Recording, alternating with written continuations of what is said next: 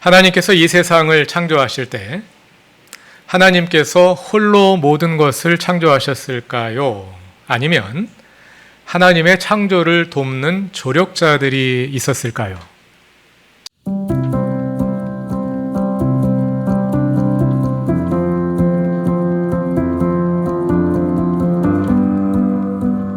창세기 1장 3절을 보면 하나님은 창조의 첫날에 말씀으로 빛을 창조하셨습니다.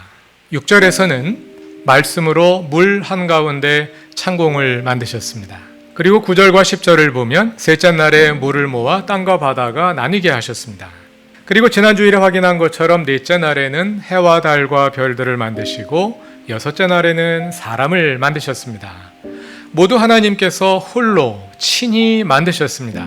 그런데 이것과는 좀 다른 방식의 창조도 있었습니다. 다 같이 11절로 가보시지요. 셋째 날의 창조인데요. 하나님이 말씀하시기를 땅은 푸른 우물 돋아나게 하여라. 씨를 맺는 식물과 씨 있는 열매를 맺는 나무가 그 종류대로 땅 위에서 돋아나게 하여라 하시니 그대로 되었다. 지금까지 하나님은 창조되는 대상에게 직접 명령을 하셔서 불러내셨습니다. 빛이 있으라. 물 한가운데 창공이 생겨라. 이렇게 말이죠. 그런데 이번에는 누구에게 명령을 하시나요?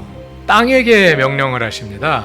푸른 풀과 식물아 땅에서 돋아나라. 이렇게 말씀하시는 게 아니라 땅은 푸른 우물 돋아나게 하여라.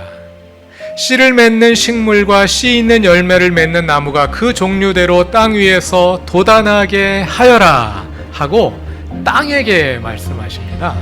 그러자 땅이 그 말씀대로 푸른 우음과 씨를 맺는 식물과 씨 있는 열매 맺는 나무들을 그 종류대로 돋아나게 합니다.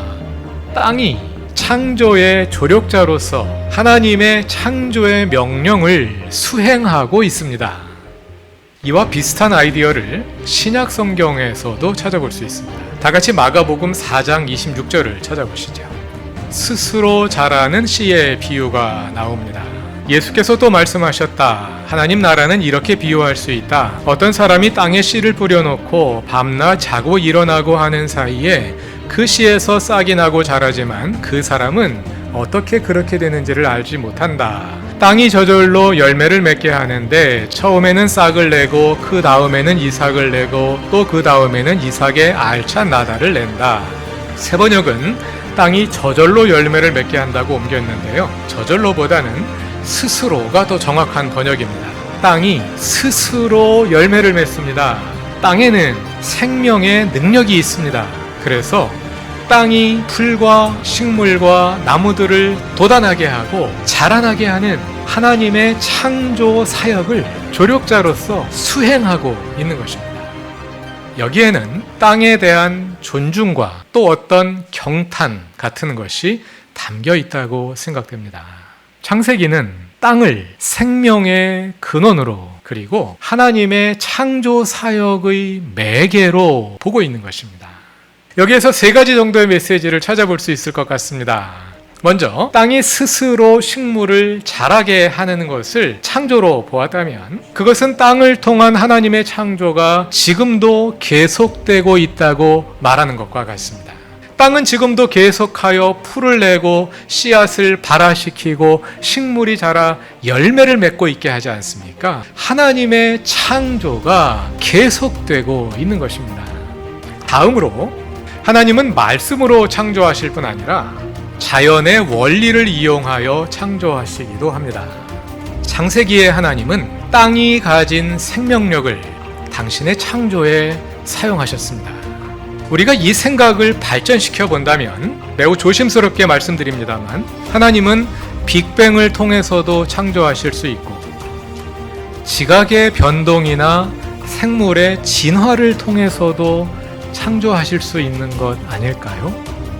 마지막으로 생각해 볼 수 있는 것은 땅에 대한 존중입니다.